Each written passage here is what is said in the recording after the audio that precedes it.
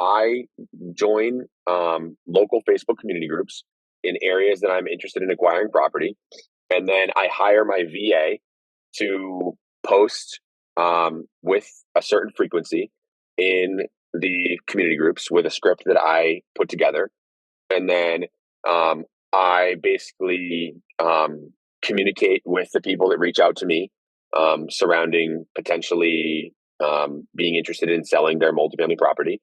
And I connected with this individual who owned this property and was looking to sell it and then to buy some property in Florida. And he was moving his family to Florida to live in Miami.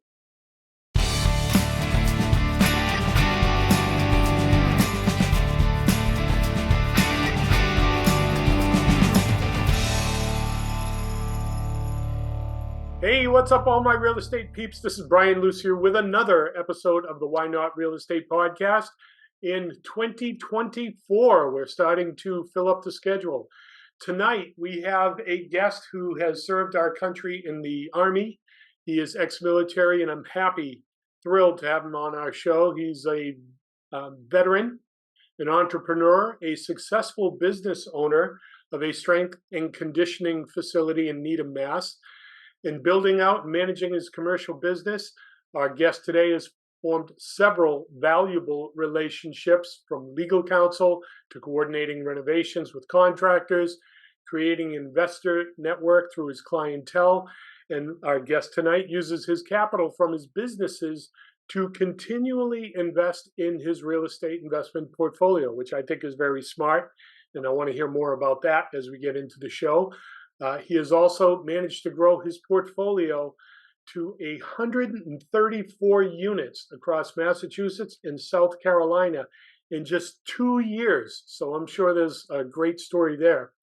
He also has experience operating as a general partner on syndication teams. And today he specializes in asset management, project management, tenant relations, and investor relations.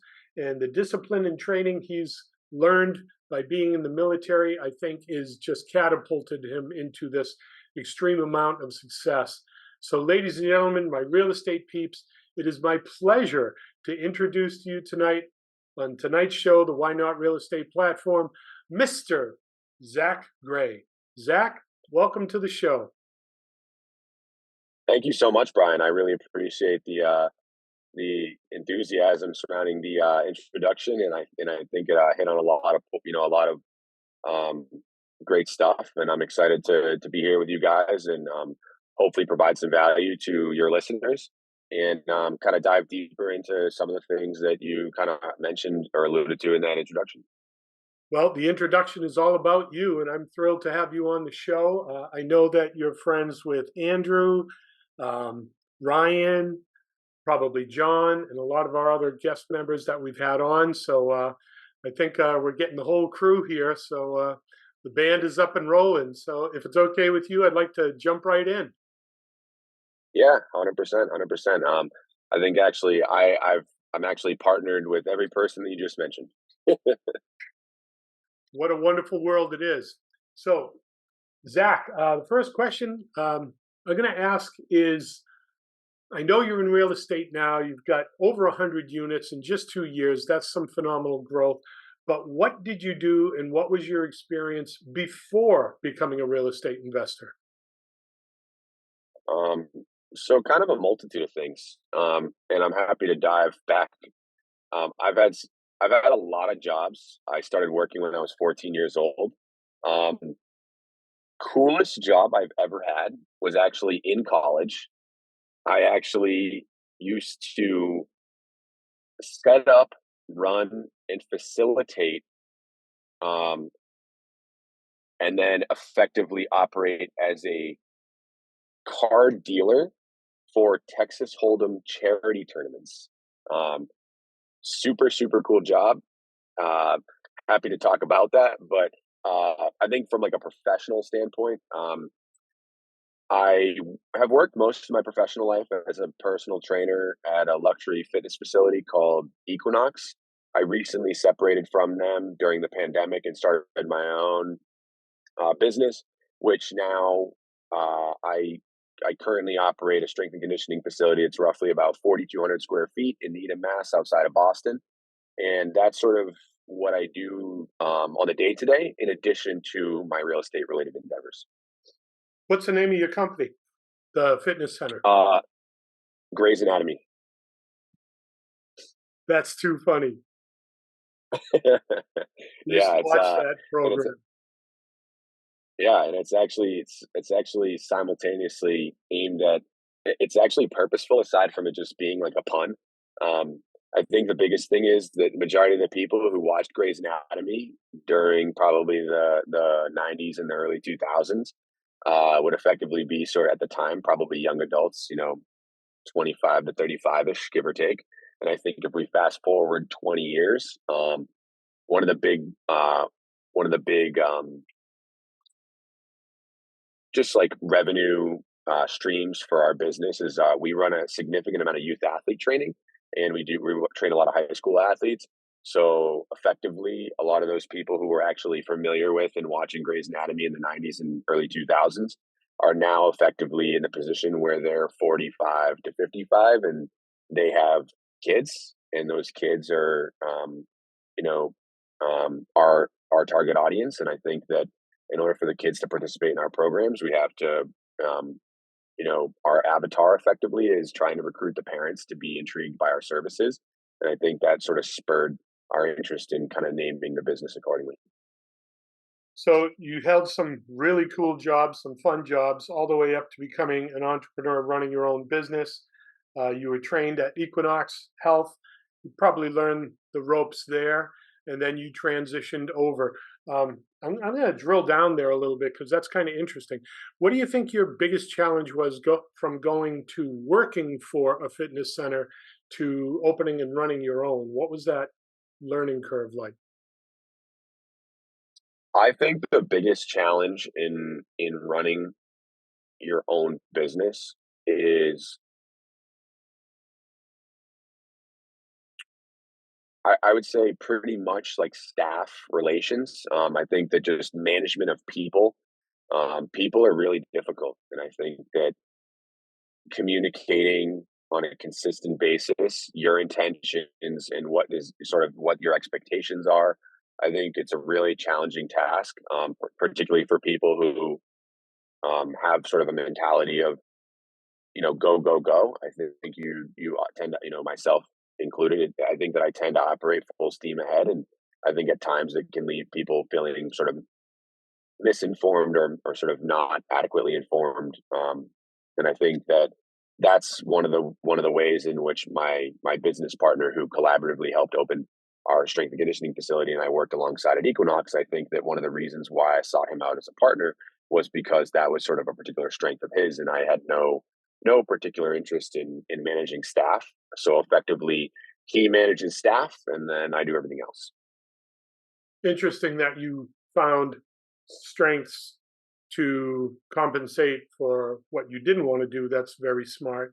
And he probably has strengths on the admin or relationships with the employees that is his strength, but he doesn't necessarily, you guys complement each other. Would I be correct in assuming that?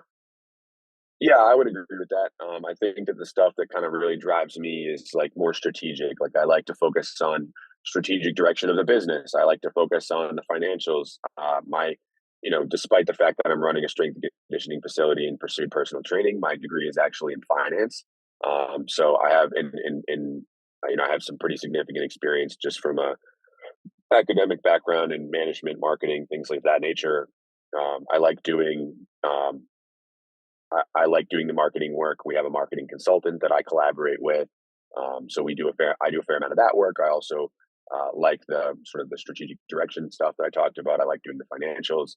And I think that organizational stuff is really also kind of one of my strengths. And I think that, with that being said, I like being able to uh, determine staffing and sort of, play jigsaw puzzle with people's schedules and things like that. So kind of interesting here. I mean, if I didn't know that this was a real estate show, I'd say, okay, you're all set. You're gonna do your franchise prototype. You've built your McDonald's, and you can do several other. You can, off the Michael Gerber method, build as many of these things as you want. So what was it? I Go ahead. Um, I would actually say, I mean, it's a lot of fun. I really enjoy it. It's something that I am passionate about. But at this point, I have absolutely no aspirations to take on doing a, even one more of these. What I would say is that my mindset the entire time was I wanted to use fitness as and I think because I wanted to use fitness as an avenue to generate income, and I saw many avenues in which I could create passive streams through fitness as well. And I wanted to use the passive streams plus my own income to be able to invest in real estate and effectively scale my real estate portfolio to help make it, so I'm sort of in like that financially free independent model. Um, and I think that what allowed me to get to that point from inception is my number one prerogative when I began operating my own business was to focus on risk mitigation on my own personal financial front. So I focused on, at the time, I owned a townhouse with my now wife, who at the time was my fiance, and we sold the townhouse and rolled it into a duplex where I was able to live for free. And that strategic move was aligned with the inception of my business. And again, if you're able to mitigate your own personal expenses, again, this was during the time of COVID where, you're not going out spending a lot of money. You're not, doing anything really social. So I was able to take all the money that I was generating from my business and reinvest it into, growth avenues for my business, as well as begin investing into real estate simultaneously. And so with the end goal in mind that, my main objective was to scale my real estate portfolio to make myself not dependent on training. And so that was sort of the mindset, from the jump. And I think that one of the other things that has become very important to me along the way is that there's a number of impactful people who have helped shape the way that I think about um, money and financials and real estate. But there's also a number of people who have helped me achieve the position that I'm in right now. And I think that one of the things that's really important to me is to try to reward the people who have helped me achieve the position that I'm in presently. And so one of the reasons why I actually continue to um, be a hands-on operator and service provider in my business is that I think that it aids the operation itself in although we're successful, we're really in sort of the infancy stage still, where we've only been in business in this large commercial location for about a year and a half, and I think things are going really well, and I'm happy for that. But I do think that I think it's one thing to catch lightning in a bottle. I think it's another thing to cement stake it into the ground. And I think that where we stand right now is that we're, over the next 2 or 3 years, I think we have the opportunity to cement stake it into the ground. And I think my number one prerogative is to take the probably 4 or 5 folks that work for me and really provide them the type of financial compensation that I think would set them up for a pretty high quality life above the industry standard. And I think that being able to provide that for them is sort of a small sacrifice for me in my life as I continue to, develop in prosperity. Wow. So your mindset is so smart. You've got the business down, you've got the finance down, you've got the culture which you're describing for your business, which is so important. A lot of managers, a lot of business people don't get that you wouldn't be in business if you didn't have the right team. And we treat our Yeah, team like 100%. gold. We recently raised our game to give all of our employees Fortune 500 benefits. Um, I'm not near you, but we've also offered to give all our employees free memberships of Planet Fitness because I think that's so important as well. I mean, you don't know it looking at me, but I used to weigh 300 pounds. Wow. So I've lost 120 pounds in the last 3 years, and I'm in the best shape I've ever been. But I Congratulations. gotta, thank you, thank you. I gotta connect the bridge here. So you have all this gray matter, but bumps in your brain with business. Yeah, it got there, right? Yeah. You got all this gray matter, which you're brilliant in the business and the finance, and you're the visionary.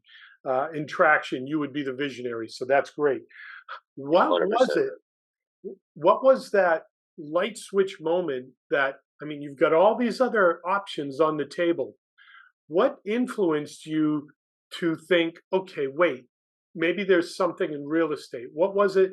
Or was there an influence or a person that got you turned on to real estate?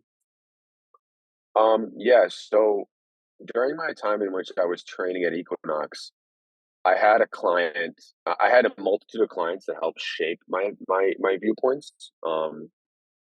I think there was one person who was really so he was a CMO. He's one of my first clients for almost when I was. He actually was a client that I trained even when I was in college, as an at-home client. And I sustained training him all the way through COVID. There were some lapses, but all the way through COVID, and we recently just determined that given the trajectory of my personal ascent, that it would be best to stay in touch, but it didn't make sense, given the current landscape. But he was really impactful just to like my mindset surrounding like creative marketing, and also he was pretty impactful to the way that I treated other people. I think is real. I can really attest a lot of um, sort of putting on the other person's shoes, and I think living in their life. And I think that he's a really great operator, and I think that he would challenge a lot of my viewpoints, when I was a little bit more selfish and naive during my youth. And I think that he was, one of the most pivotal people to impact me.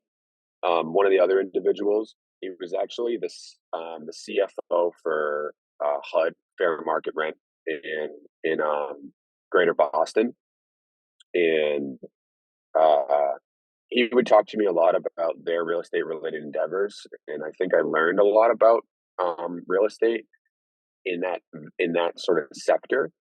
Um, but I also think that he taught me a lot about, again, about sort of operating. I think he was but also about financials and risk versus benefit. And I think that one of the big things that he helped provide guidance on was not overextending yourself and putting yourself at risk of sinking your battleship, for lack of a better phrase. And then I'd say the third person. These were sort of my. This is my Mount Rushmore, if you will. Um, my third person is interesting gentleman. He actually went to Harvard for journalism, and over time ended up leveraging his interpersonal relations to end up creating um, a venture capital firm.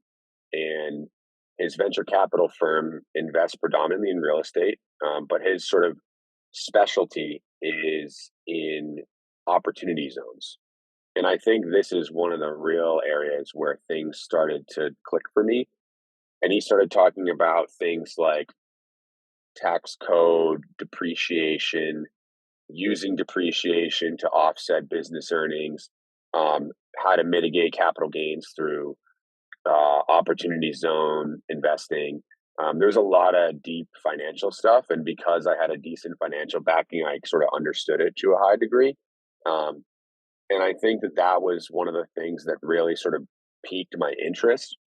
And then I think that um, I think those three people shaped me the most. And then I think that during COVID-19, I did a lot of self development during that time. And I think that, um, you know, I know that one of the, I, I think it's actually a Zig Ziglar quote. For those of you who know who that is, or he says, people ask him where he got his degree, and he says Mobile University, where um, you know, effectively it's like I've learned more in the last 2 to 3 years via podcasts than I could ever ask to take away from an academic, um, you know, continuing education program. I was a student of Chevy Silverado University. Exactly, exactly. Yeah, a lot of the recordings are right back there on the bookshelf, all those books. So I want to unpack this a little bit because you've given your Mount Rushmore, right? And I think you would be the fourth person on that hill. You're self. maybe Andrew Freed actually. Uh, yeah, need to have room for a beard, Yeah. a bigger beard. So I can see the marketing guy kind of getting your mindset, dealing with operations, how to treat people. The CFO, uh, I see that gentleman, the fair market person, maybe exposing a little bit more of the real estate strategies to you, and how this Yeah. might be put together. And then the Harvard guy, of course, a VC firm investing in real estate. I'm sure he had a lot of different stories on maybe putting deals All the together. time. So you've got all this peripheral stuff floating around in your head. At what point did you think, okay, like, and I know this because I talk to people all the time. They say, oh, yeah, real estate would be nice, but I don't think I could do it.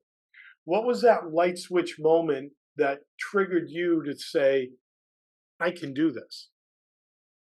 Um, you know, growing up, I don't think that I think if you were to ask my parents, what is one personality trait with absolute certainty that you know, if you were to describe Zach, what would that look like?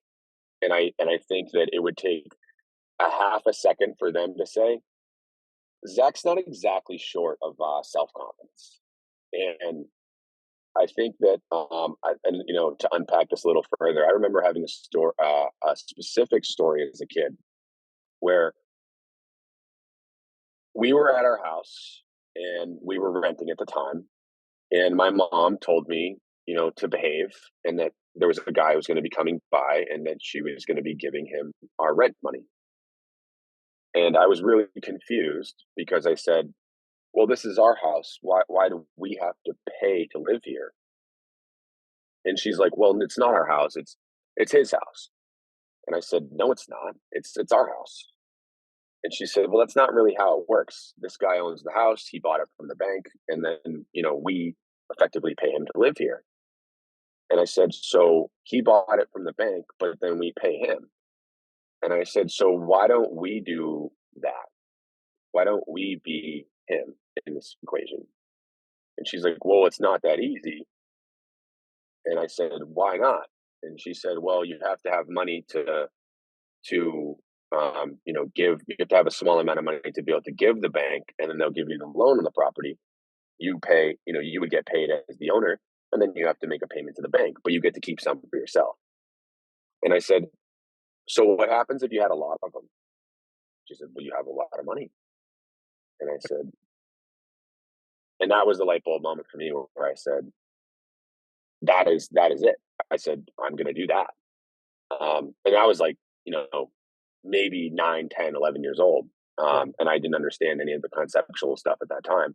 But I like, this is an on again, off again thing where it's like from that point forward. I mean, I was doing back of the napkin math when I was 15 years old, working at Wendy's, talking about buying real estate. I took real estate investing as a online course in high school. That was an option as an elective where I could take an online course rather than an in-person course.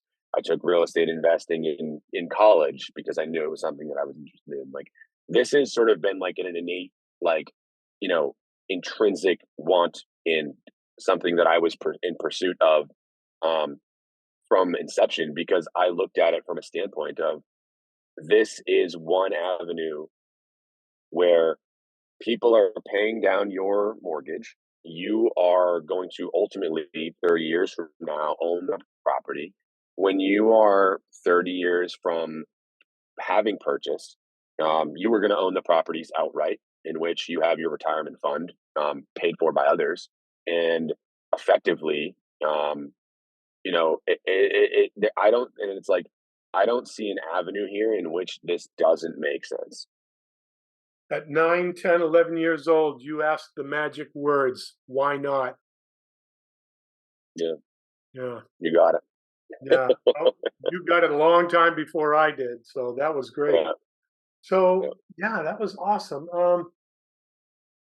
So now here you are, and self-confidence. Yeah, I would definitely say that is a strong trait in you. Just talking to you, the way you present yourself, the way you structure your words, just your presentation is very solid.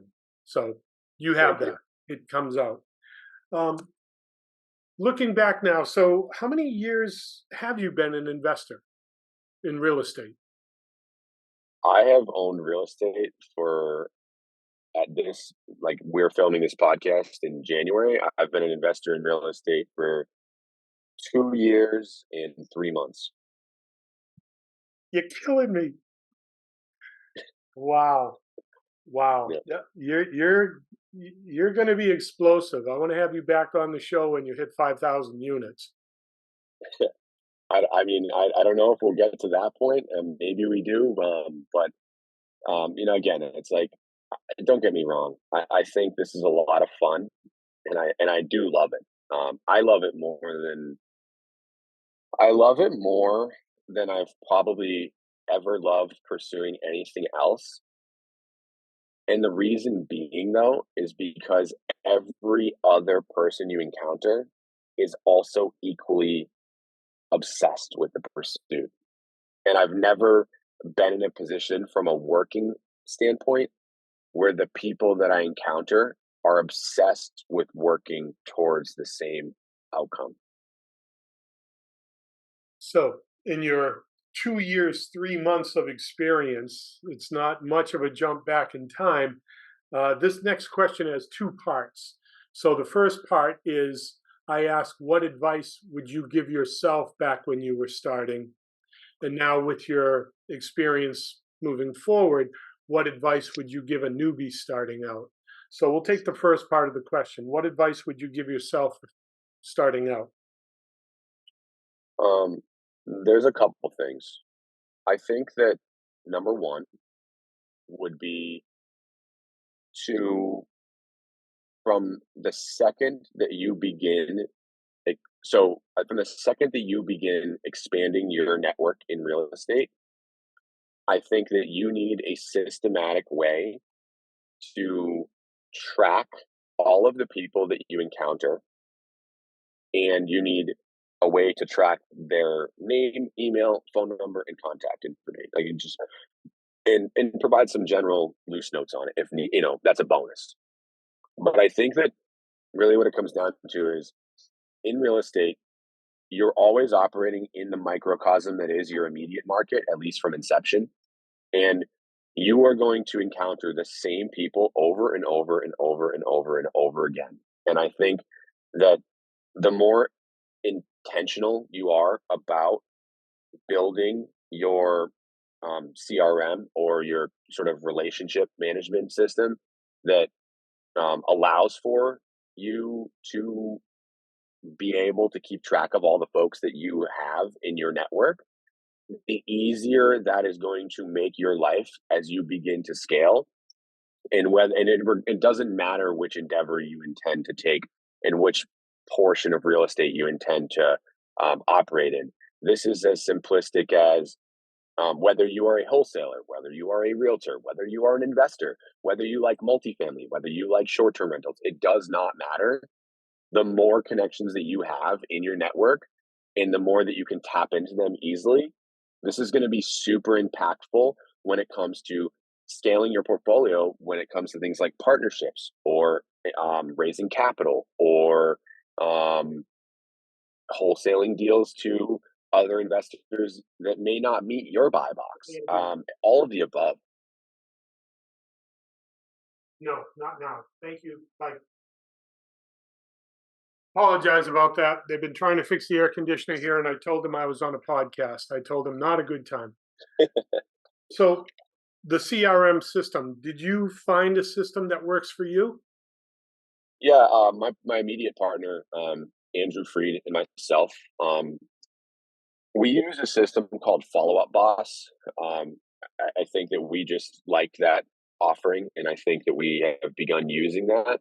I think that's one of the areas where I think that in the beginning, I wish I did a better job with that. I also think like other small kind of throwaway things are like having a QR code based business card that connects them to your mailing list, to your Instagram, to your Facebook, to gives them your phone number, your email. I think it's important to have a headshot so that when they pull up your contact, they recognize who you are. I think all of those things are super impactful.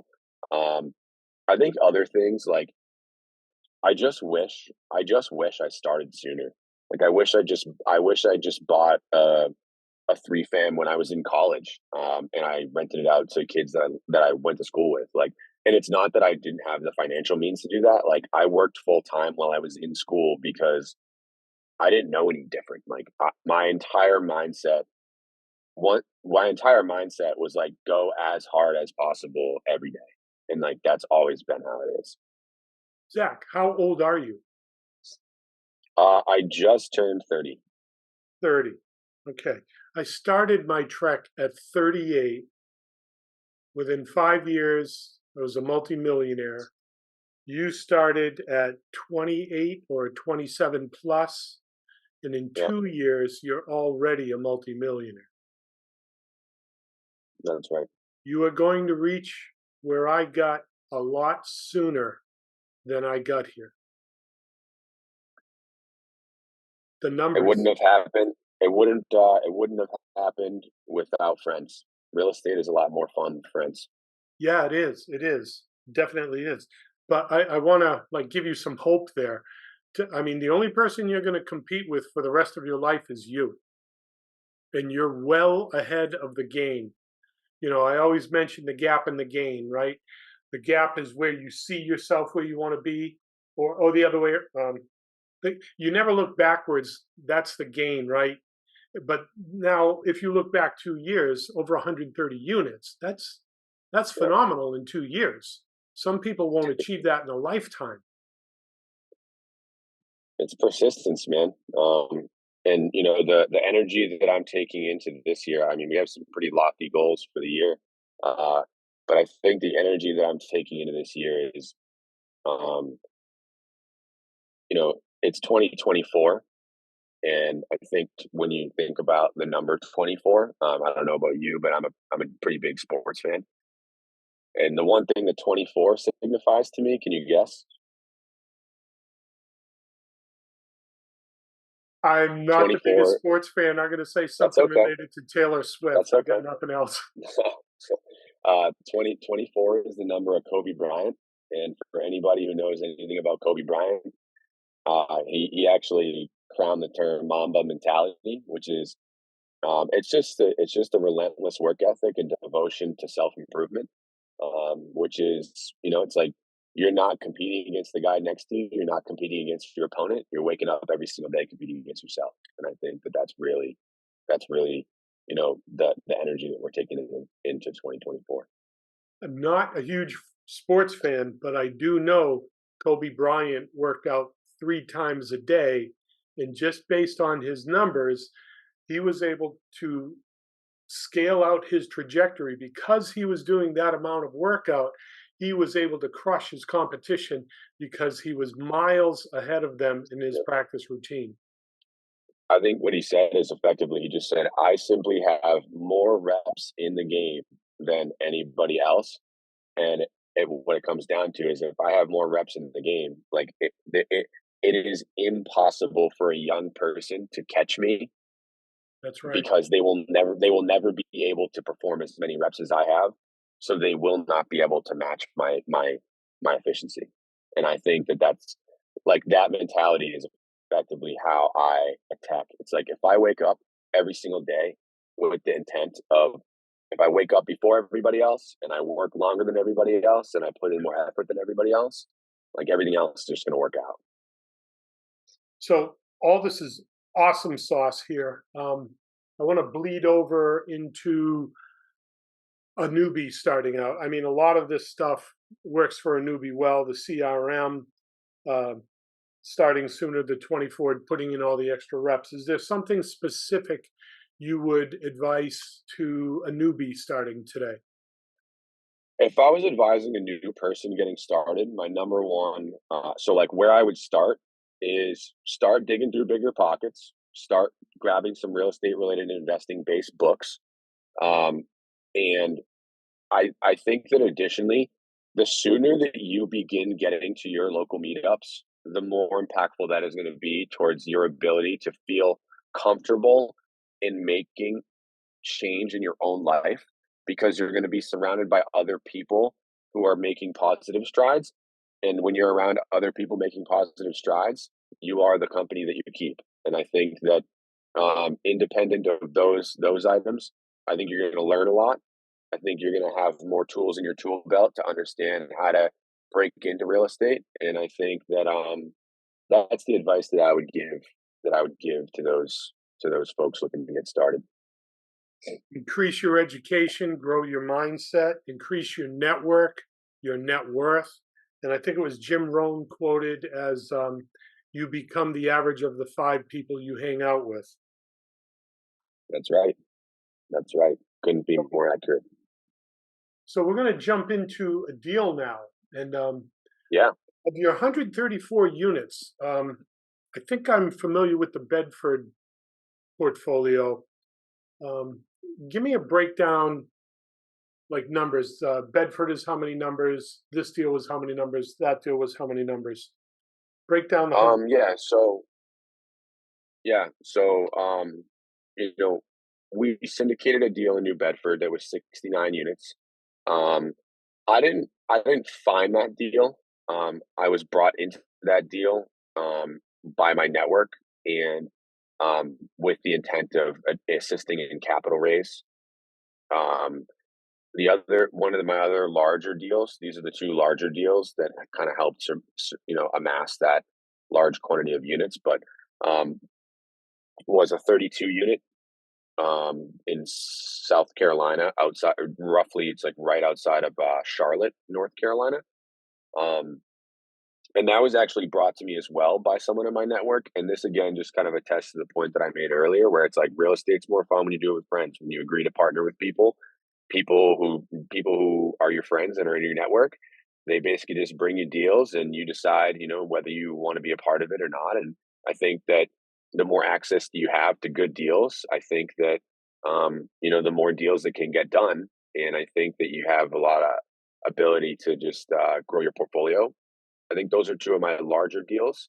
And then I have sort of like a multitude of stuff that's between like duplexes and up to like, 11 units. The dupes and 11s, are those Massachusetts backyard? Yeah. I mean, everything. I mean, it's everything in between. Like, you got a duplex. I got a triplex. I got two sixes. I got a five. I got an 11. The 11, actually, I didn't even count on my unit count because we got it under contract yesterday. Oh, goodness. Yeah. 2024 is off to a good start. So you're at 145. I'll have to change that. That's right. That's right. That's right. good. That's And good. and technically we do have another 5 that is contingent, but there's some there's some zoning concerns, so I don't know how that's going to shake out. So you've increased your portfolio 10% in 9 days. That's right. It's going to be a good year. Yeah, it is. Absolutely It is going to be a good year. So Yep. that gives me a good idea of where you are in your portfolio, kind of how you may have pulled this all together. So I want to Yep. do a deep dive now into one of these properties. What was the Yeah. best deal in your portfolio that you ever did? What type of property was it? How did you find it? How did you finance it? Yeah, I'll actually give you two options. Do you want an equity play or a cash flow play? Which one did you like better? I like the cash flow play, but I'm a little biased. Um, Let's take them one at a time. and yeah, I'll go through the cash flow play quick because it's not that crazy. So it is technically on paper a 4 unit property. 4 unit. However, there are 6 units. I'm listening. Um, there are 2 units that are quote unquote illegal.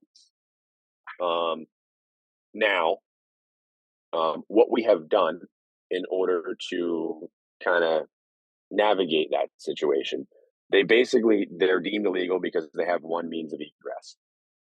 And Okay. so what we have done is um, we have essentially set it up such that um, 5 of the 6 units were occupied upon acquisition.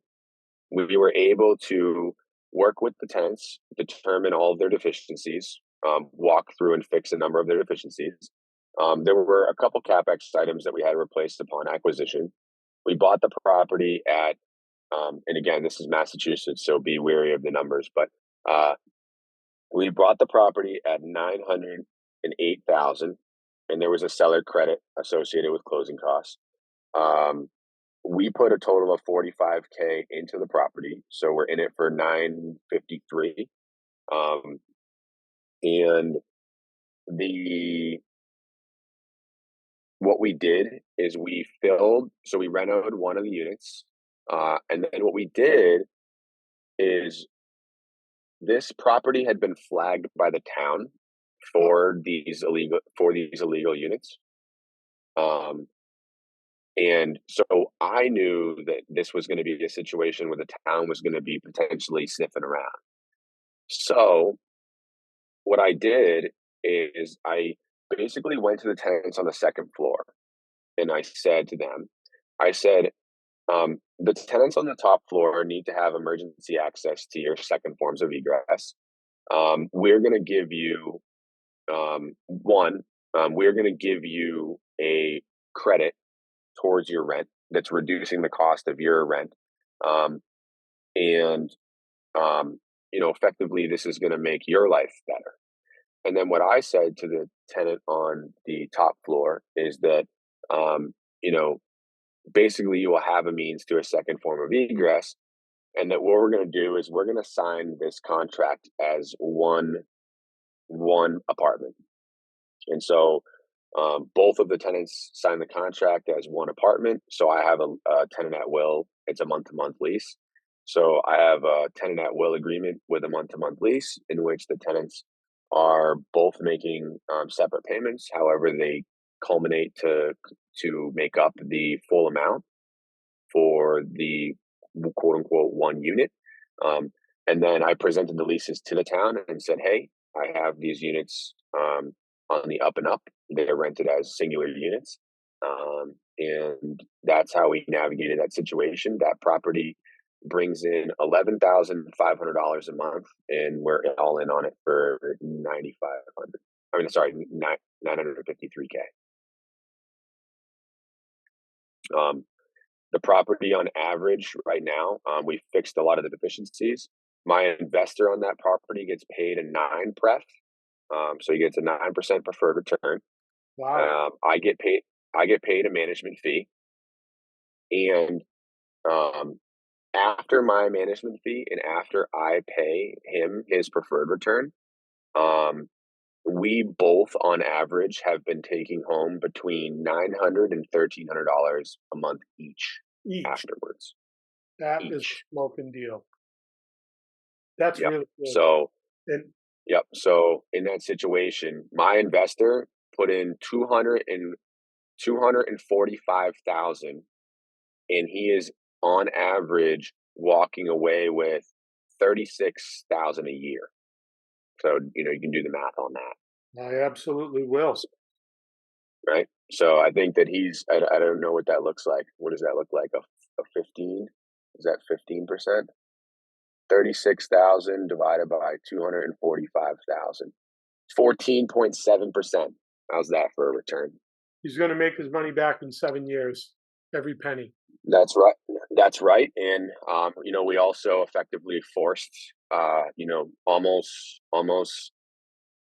250K worth of 250K worth of equity. So we're the way the deal is structured is it's a 50-50 split. So he effectively we stabilized that property in the first 3 months of ownership. So he put in 245,000. He has $125,000 in equity. So he made 50% on his money in a matter of 3 months, and then he's going to cash flow 14.7% per year. Plus the equity build up because you were able to You got it. Property, plus the depreciation spread out over 27 You got it. years. So he's going to be hitting his numbers back, I'd say probably 4.5 or 5 years. Easy. Well, we actually cost segregated the property, so he's actually not paying taxes on his $36,000 that he's making. So in reality, it's more like $45,000 that he's making. So he's close to easy, not paying taxes on his returns that he's getting. He's actually making probably closer to 20%. So just for the viewers out there, cost segregation is a strategy where you could take that 27.5% depreciation that you would get normally over time, and depending on what it is, if it's a roof, it's an appliance, if it's carpets, you can take the value of whatever that part of the building is and maybe depreciate over 3 years, 4 years, 5 years. There's a whole schedule that you can use to do that. So what you're really doing, and it really works on this 6/4 unit, a larger property, because you'll be able to take that depreciation back quicker over time. And if your hold time is going to be 5 years or 10 years, you're going to really supercharge that depreciation back and be able to siphon that profit off and put it into other investments. It's just a really smart play because you'll be able to take that cash flow out of that deal and reinvest it into other deals, which is great. You got it. And so I think the strategy that we'll be pursuing this year will effectively be to refi the money. We'll give all the refi money back to our investor. So he'll have $250,000 back in his pocket. He and I will continue to split the cash flow play 50-50. And I won't have to pay him his pref return anymore. And he'll take that 250K. And you better believe that he's going to be doing another deal with me. Yeah, right. So, Zach, I know you're in Massachusetts right now because I'm getting a silhouette, and when a car drives by, I can actually see you. I don't want you to drain your battery. I know it's cold. I'm in Massachusetts. Any possibility you might be able to turn on like a lamp over your head or something in the car?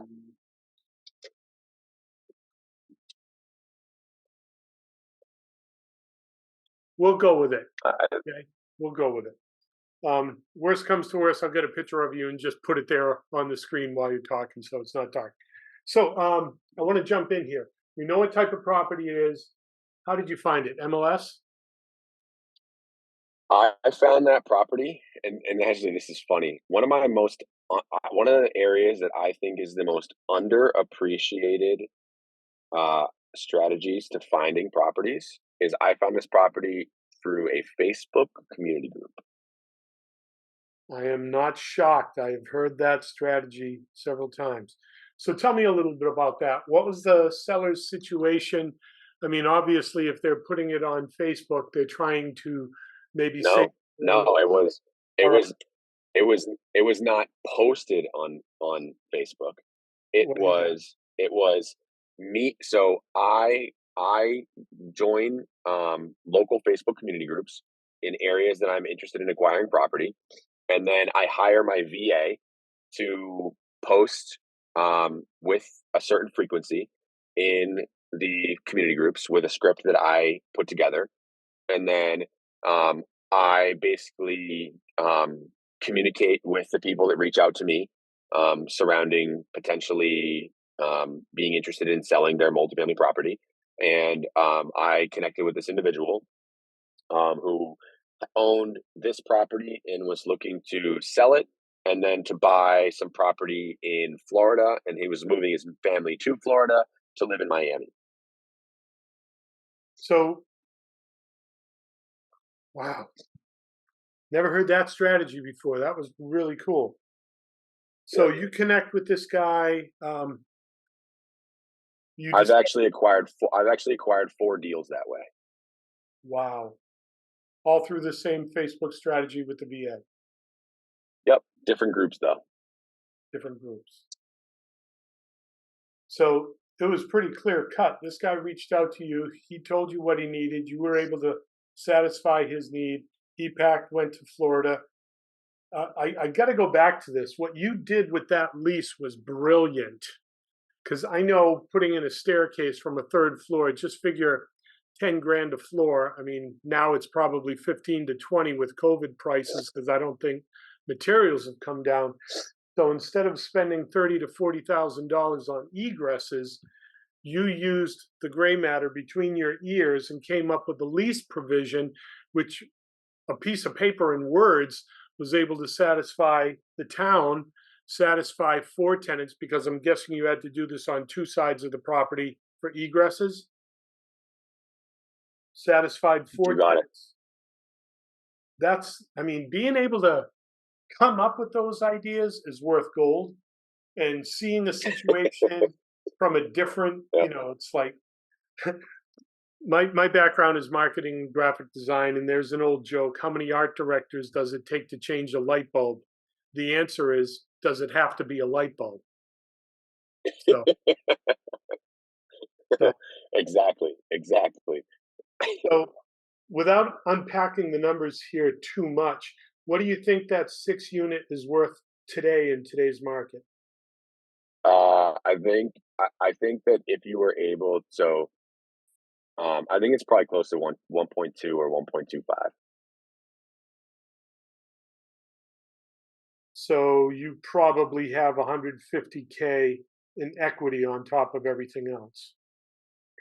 I think I have probably about 300K in equity, 150 of which is mine. Because you've paid down some of the debt in 2 years. Well, meaning no, meaning I'm in it for 953. I think it's worth 1.25. We got about 300K worth of equity. 150 is my partner's, and 150 is mine. Got it. Got it. All right. So how did we find it? What type of property? How did you finance it? How did you finance this? Your investor came in with 245K, or was that some of the rehab costs? He so the way that we structure the deal is that because it's a four family, you don't have to put 25% down. You have to put 20% down. So we put 20% down because it's a four family, but in reality, we got 6 units, so you don't have to come up with as much cash. That was nice. And then secondarily, I had my client front some of the operating money and the renovation money. So the total cost all in for him was 245K, and I think I'm in it for 20K. And so, with that being said, my investor habitually in a lot of the stuff that I do, I either put no money or I put 10% of the money. A lot of the at this point, we're pretty much. And when I'm doing a deal for the first time with a new investor, normally I'll put 10% of the money. But once I have a rapport with the investor, I'm normally putting none of the money, and then I pay them a pref return. I guarantee the pref return, and then I begin making payments of the pref return from month one. So effectively, the property closes, they're getting their first check in the mail 30 days later. And then in regards to, so anything north of the pref return is a 50-50 split between he and I. I get my management fee for managing the property, and then we 50-50 the equity as well. So this is so smart because you're implementing so many strategies, right? It's like all these, you buy a car and you could get the hubcaps, you could get the chrome, you could get the upgrade. So here you are, you're buying a property, your marketing adds to the value of it. Having the investors come in adds to the value of it. Being able to renegotiate that lease adds to the value of it. But the big shiny ring brass here, is you were able to finance this as a 4-family, treat it like a 6-family, didn't have to do a commercial loan. This You falls got in it. FHA box, and I'm guessing here, I'm hoping maybe you did something through the military, being able to get a loan. Did you do that? We, no. We put 20% down. Like this, we bought this as an investment property. I didn't buy it as like a house hack. Um, Well, I'm that wondering. would have been awesome if I did. I just didn't have that eligibility at that time, unfortunately. So, as ex-military, are there loan products out there that you have access to other people don't? Yeah, so I can do a 0%. I can do a zero down. I just pay closing costs on an owner occupied property anywhere up to 4 units. Um, my second property, I actually did that. I bought an off market 3 family um, for 878 with the closing costs included. You can roll the closing costs into the loan if you want to. So you Wow. actually have to come up with no money. So I paid $0 at closing. I literally only paid for an appraisal fee and an inspection fee. I took ownership of the property, um, and I bought that um, roughly about a year and a half ago.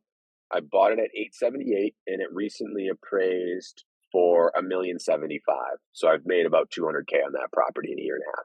So, simple numbers, simple math. And and and that property produces me about 2,600 in cash flow a month. So, you have a wife. That's right. That strategy that you just unpacked here, I mean, if you're, I mean, I don't want to know, it's none of my business, but if you as a couple shared that same vision, within 5 to 6 years, you could be decamillionaires, rinse and repeat, live a year and a half or just over a year, rinse and repeat, rinse and repeat, rinse and repeat.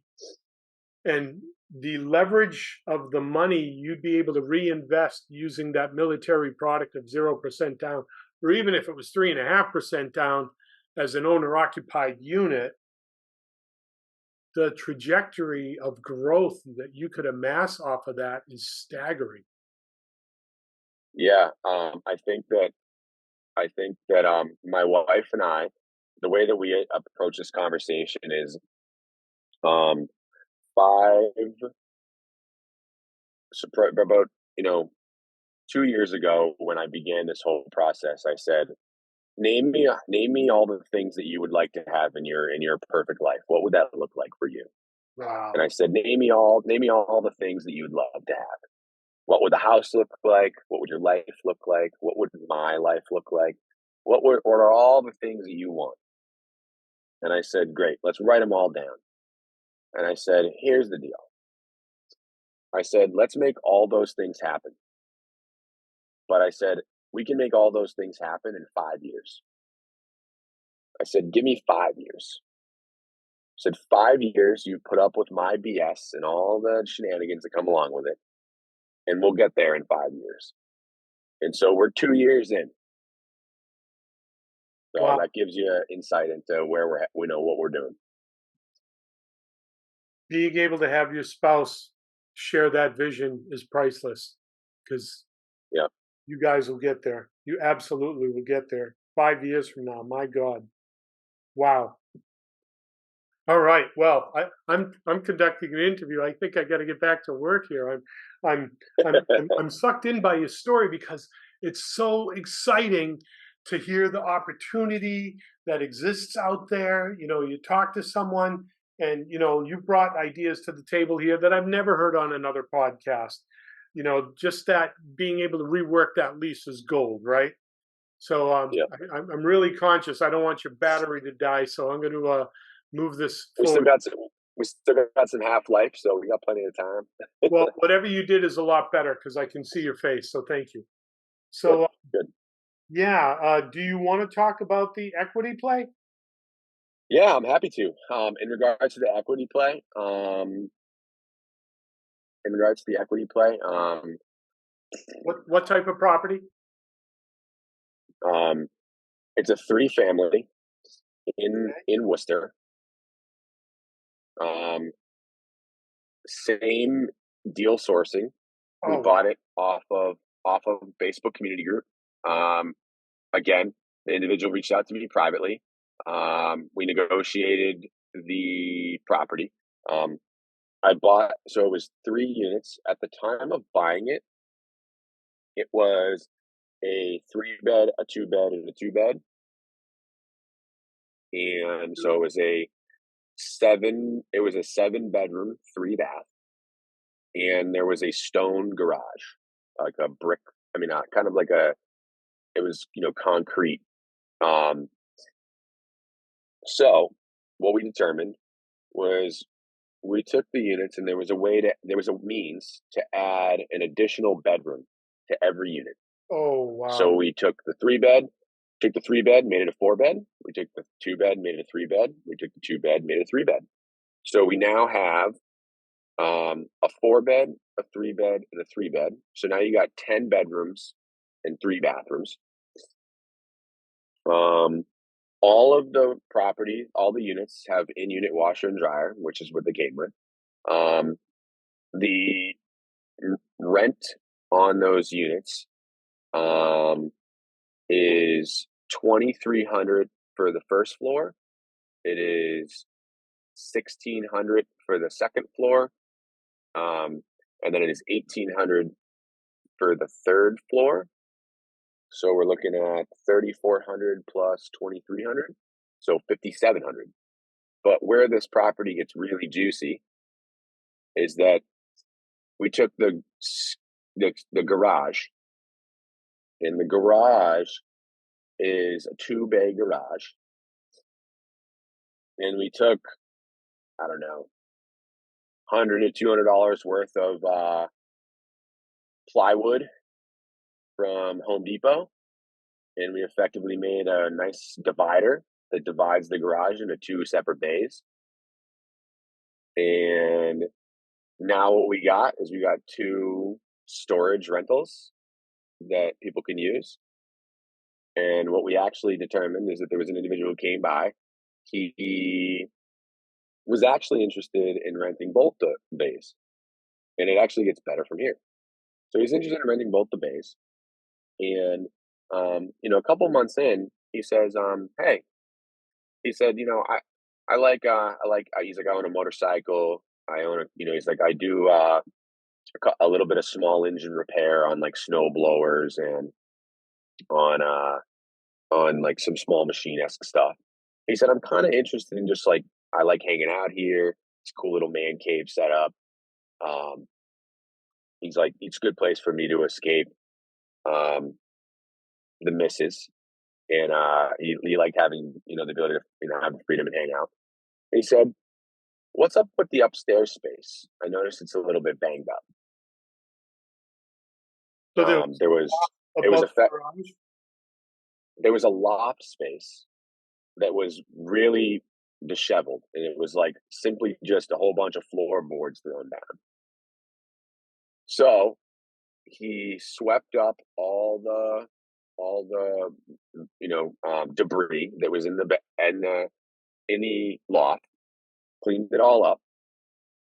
He put in a new door. He fixed the stairs. He swept and cleaned the entire loft space. He put in some drywall. He painted the entire thing, and he updated some of the electrical stuff. And now it's a cool place for him to hang out. He's got a pool table there. He's got a little TV. He's got a little sofa to hang out on. He pays $950 for the 2 garage spaces and for the little loft space. And so now we're looking at $6,650 for that property, and we bought that property for $450K. On that property, I pay my investor a 10 pref on that property, and on average, so the deal on that is I told my investor, "I'll pay you a 10 pref on this, but I get 100% of the cash flow north of the 10 pref indefinitely." So he gets his 10 pref. The property, we only had to put in a total of probably $30,000 worth of work. We're probably in it for 480, and the property right now is worth somewhere in the ballpark of about 675. So we probably made about 200K worth of equity on that property, 100K each, and I probably cash flow off that property, $2,400 a month. Wow. How much time was this? This was a year and a half? I bought that property, and that property was performing and stabilized in under 3 months. Under 3 months. So Yeah, you made, I love these numbers. In 3 months, you increased the equity 200K. you got it. Where can you do this? You can't. Real estate, that's it. Real estate. Where can you make 200K out of thin air in 3 months? Well, you could get a piece of paper and put some words on it and rewrite some leases and make a 4 unit into a commercial property. I mean, that could happen. I mean, those are the think out of the box moments that I live to do this show for. So Yeah, those were some incredible deals, and you've been doing this 2 years and 3 months. I'm sure there's a lot more coming out of there. yeah, And yeah, your preparation to get here. I mean, your education, your schooling, these meetups, the marketing people, your Mount Rushmore mentors. These people all prepared you to be thinking this way. And being able to think this way is so valuable. I mean, I've said it on so many other shows. People could come into my condo, steal my TV, steal all the equipment, steal all the nice, shiny, wonderful things. Guaranteed you when they leave, the books are going to be right where they left them. yep, Yeah, that's right. those are some great deals. So, in your 2 years, 3 months as a real estate investor with properties in your name, what was the biggest hurdle you had to overcome as an investor? I think the biggest hurdle to overcome, as I'm sure anybody's hurdle is to overcome, is running out of money. I think running out of money. How did you solve it? I took my deals that I had done at that time with the money that I had, and I put them in a spreadsheet, and I showed the performance of those deals, and I sent them to any single person that I knew that I felt might be willing and able to be a part of real estate investing. I think coincidentally, this lined up with the stock market not being in the best position due to rising interest rates. And I think a lot of people looked at it and said, I know Zach. I know the type of person that he is. I know his character. I know that he's relentless. I know that he's very disciplined and works very hard. And I think they looked at the performance of the deals that I did. And I think that they said, in the stock market right now, I'm earning, I'm in the negative. Yeah. And they said, and I gave them an avenue where I said, hey, I'm living for free. I don't have expenses. Wow. You've seen what I've done with my business in the last few years. So here's my pedigree. What's my ability as an operator? Right? My ability as an operator is, right in front of your eyes. And I went to a lot of people in my network and I said, let me prove it. And by the way, I'm going to guarantee the return to you anyway. And the fact of the matter is, I can guarantee the return because I don't have personal expenses. And so they looked at it and said, if you're going to guarantee me 9%, like what risk is there? You're going to start paying me 9% in 30 days. I'm going to get checks in the mail. It's like, what's the concern? And then it's like, by the way, if you don't think I'm good for it, I'm going to see you on Tuesday when you come in for training. It's like, so it's like, the fact of the matter is, there's nowhere to hide. So, it's like, I'm paying you one way or the other. And I think that they looked at it and said, I'm going to make 9% worst case scenario, and best case scenario is the project works out and I make a bunch of money. And I think in a lot of situations they did. And then what ended up happening is, you know, this is kind of a funny story, but you know, coincidentally, after my first few projects, that was timed up with the time in which I was just getting married.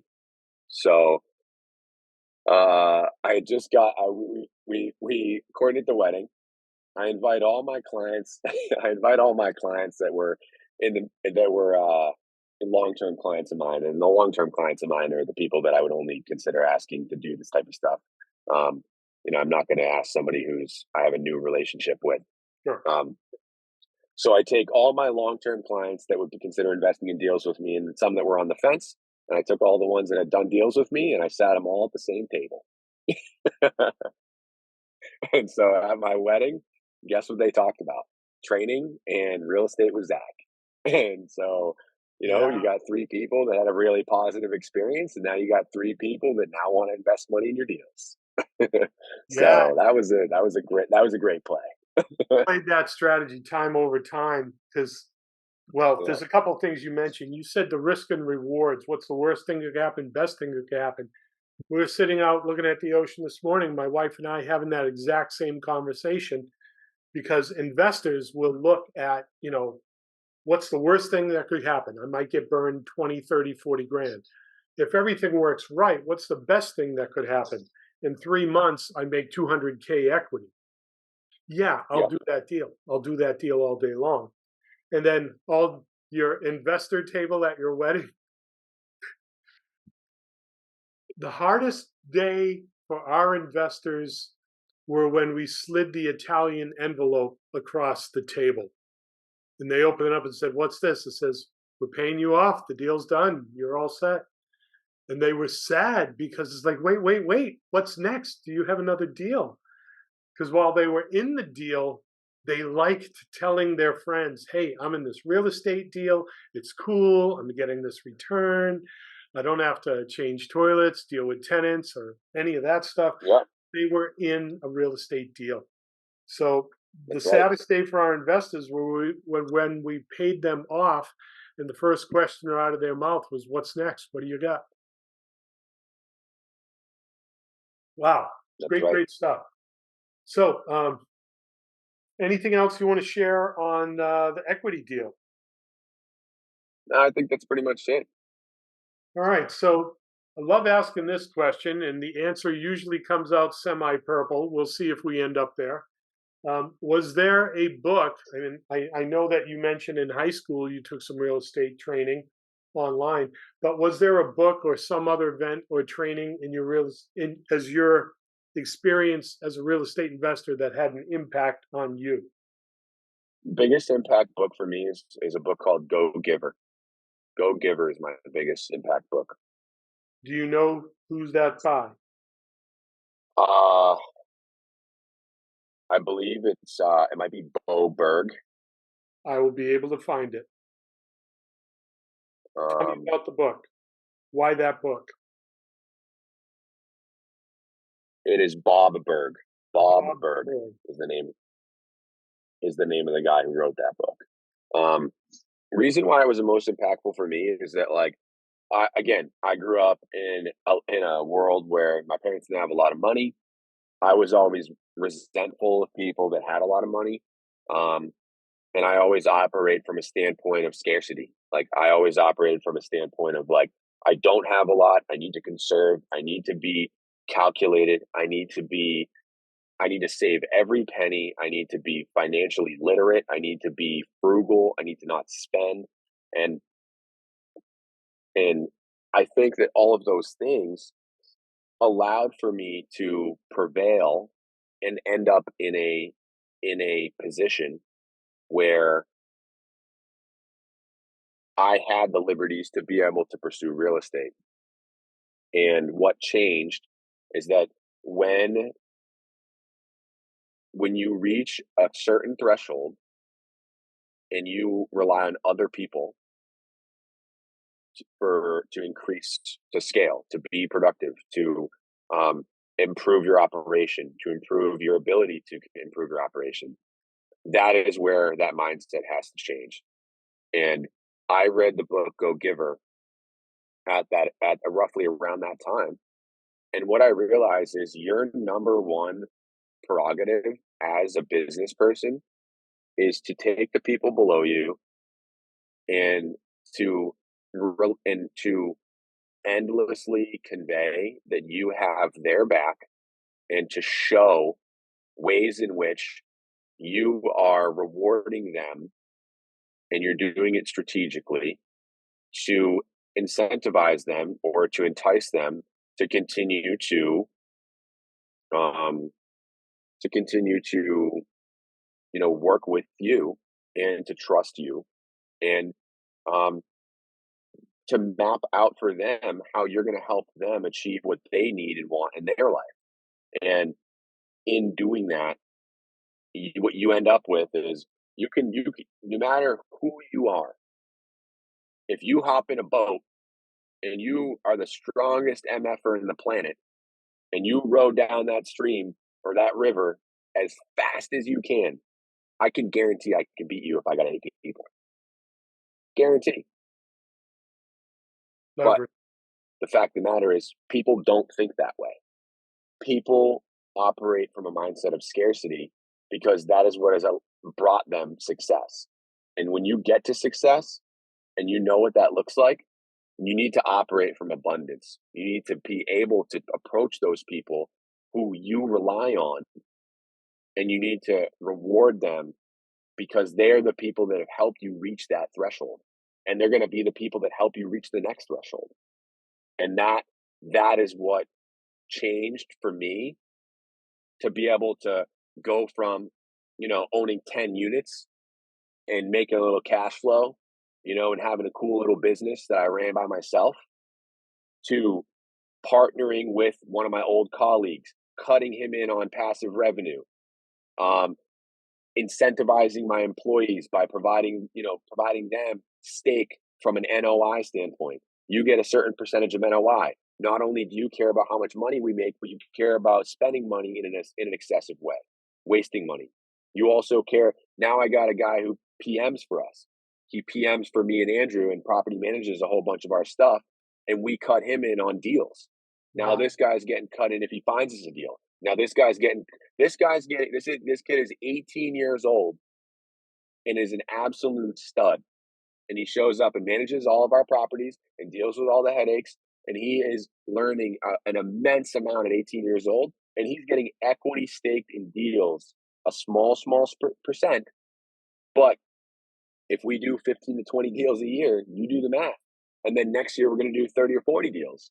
At 18 years old, man, this kid's going to be set up by the time that he's 25 just for showing up to work. And this is what I'm getting at, is that you can either operate from a standpoint of I'm trying to hoard everything for myself, or you can reward the people that are around you and they will show up and they will go to bat for you every single day. And that's what it takes to win. I love that. I love that. That's a culture that will thrive. And, to the other part of it, people who don't drink that Kool-Aid or see that culture don't belong on your team. Exactly. All right, Zach, is there a second book that had an impact on you? There are Book or event? there are definitely other books.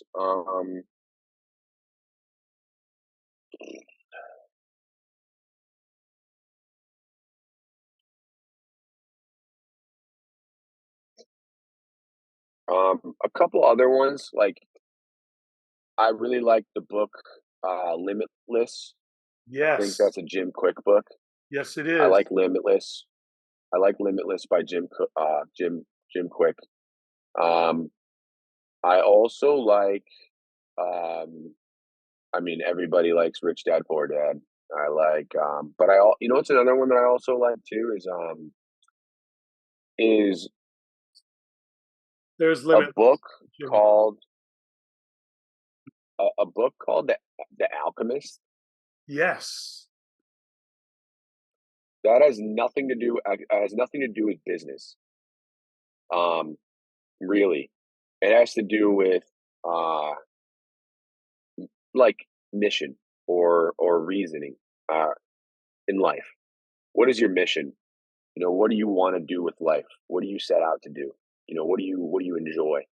Um, and I think that the biggest thing is um, one thing that my wife and I do every single year is within the first month of the year, we go on a long weekend trip and we break down every category of our life from um, from our family to our friends to our what brings us personal joy, um, our hobbies, our career growth, our financials, our relationship, all these things.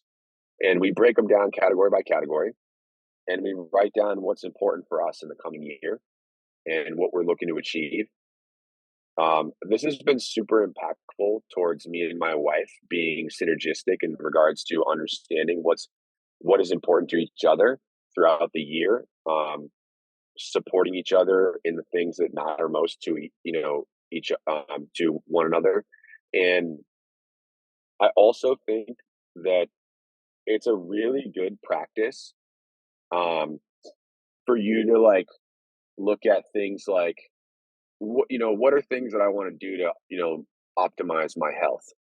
What are things that I want to do to improve my social relationships with friends? What are things that I want to do to improve relationships with my family? Um, what are what are things that if I one of the things that I really like is I like this category we call it eighth day, which is if you had an eighth day of the week and you didn't have to show up to work and you weren't allowed to work, you could only do things that you like to do. What would that day look like? And what are the things that you would put in there? And I think that those are the things that you have to bake into your life in some way throughout the days that you do. It's like you're so focused on improving, you're so focused on going to work, you're so focused on doing your job, you're so focused on making strides and all of these, and you get so bogged down by uh, responsibilities that it's really important to have this time and this reflectionary period to be able to like just look at like from a mission standpoint. It's like, why am I here? Why am I doing these things? What do I really care about? What intrinsically matters to me? What brings me happiness? And it's like if you don't take the time to think about implementing those things, all you are is a really, really good worker bee Mm. and nothing else. And I think that it's great to be a really good worker bee, but I don't think it's going to make you feel fulfilled. And I think that that's the reason why I like that book, The Alchemist. For you that don't know it, it's basically about a guy who's a shepherd boy, and he travels all over, the, to try to, reach fulfillment. And what he realizes is at the end of the day, he loves being a shepherd boy. Hmm. And so, like, what it comes down to is, you know, what are the things that I like doing? It's like I grew up playing baseball. I love baseball. I'd like to coach baseball at some point. I grew up camping with my family in the White Mountains. My wife and I take a trip and do that every single year. Um, we do a lot of national parks in regards to our vacations. Nice. Um, I think that I really enjoy country music. So we try to hit up at least 3 to 5 concerts a year. Um, and these are just a couple things, but these are things like those things don't you don't need to have a lot of money to do those things. I mean, concerts you need to have a little spend a little bit of money, but like in the grand scheme of things, like I also enjoy cooking. Um, I habitually spend a decent amount of time cooking one big meal that I really enjoy per week, habitually on Sunday nights. Um, and it's just like these are the things that I make time for myself because I know that when I show up to work on Monday morning, I'm not going to look back and be like, man, you know what? I just worked all the time. I Um, do work all the time, but I get to do those things too that I like. for me, it's painting. I started out 3 years old painting and haven't picked up paintbrushes in the last 20 years. Moved down here, finished doing a bunch of renovations in the condo. This year alone, I think I've painted 7 different paintings. I'll text you pictures of them. They're all kind of beachy themes. Hope you like them. Wow, Yeah, this is yeah, some. absolutely. Please do, please do. Hey, if you want to come down and see him in person, I'm sure we could find a way to write that off as a deduction for a business expense. Absolutely, absolutely. We'll definitely have to take a trip down and and check it out. So, what's next for you in the grand scheme of things, and why not get started today? um, so what's next for me? Um, what's next for me is get the 5 people who help me scale my business to be earning 6 figures. I think that's going to take probably a couple of years. I think we're absolutely started on that today. Um, I think that the goal is to um, replace the income that I receive from training my own clientele um, from real estate related. Um, I think that real estate related cash flow to a point in which um, not so I think that where I'm at right now is I've been able to get to a point where I have some significant cash flow coming in. What I'd like to do is I'd like to take my existing financial position and I'd like to take where I'm at right now and reach that threshold with just real estate rather than through running my job. I think right now I'm probably 50-50. I think 50% comes from my job and 50% comes from real estate. And I'd like to double it up and I'd like to, not rely on providing services and trading, my time for money. Right. Um, I think that's on the horizon. I think that we're actively pursuing that. I think that our real estate related goals for the year would certainly allow for that to happen. So I'm hoping that what we can do is that we can head into, we can by the year end we can effectively, double up our cash flow in the properties that we have, so then you can step away from the constraints of showing up and trading time for money, and I can delegate some of my clientele to my staff and hopefully bolster their earnings, and then we can all operate in a situation where a lot of these people are really happy doing what they do. And I think that our gym is pretty impactful surrounding training high school and youth athletes. I think that um, I think we'd like to just over time increase the number of college commits that we get from our high school realm. Um, I think we currently have 2 athletes that have committed to play collegiate sports, and I think that in the past year, and I think that we kind of have about 12 to 15 in the pipeline that are headed in that direction.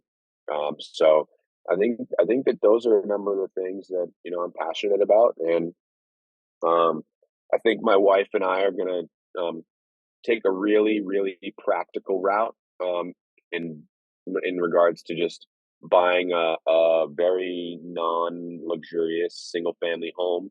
Um, Not because we want a single family home, but I think that the big thing is that um, I think we want to have the ability to entertain, um, and I think that um, we want to be able to have a fenced in area for our dog. We want to be able to entertain and have people over our house. We want to be able to have people stay at our house. We want to be able to host holidays at our house.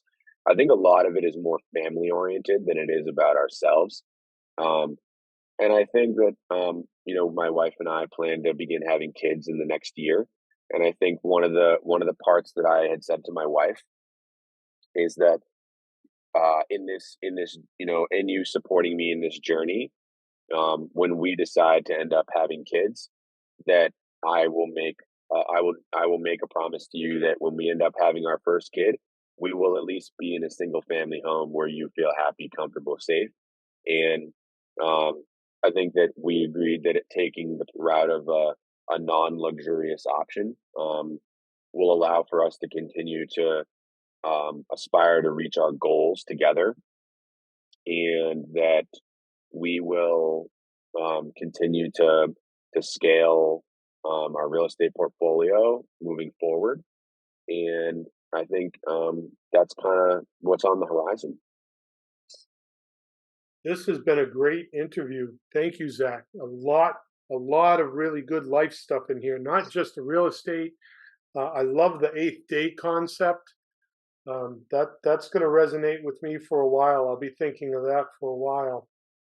Yeah, so much stuff to think about. You gave us 4 different books. I'll get all of those in there. So we're pretty much wrapping it up here.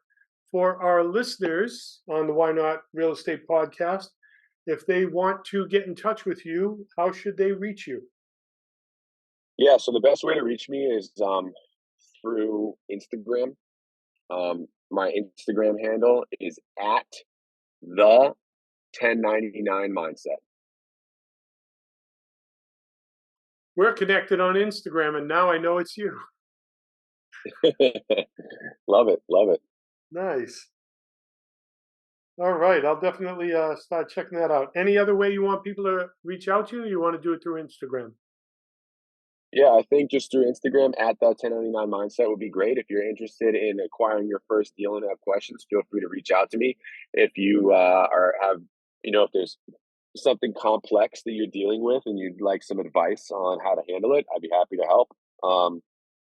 In the event that you want to, you're looking to scale, and you feel like that money is a constraint.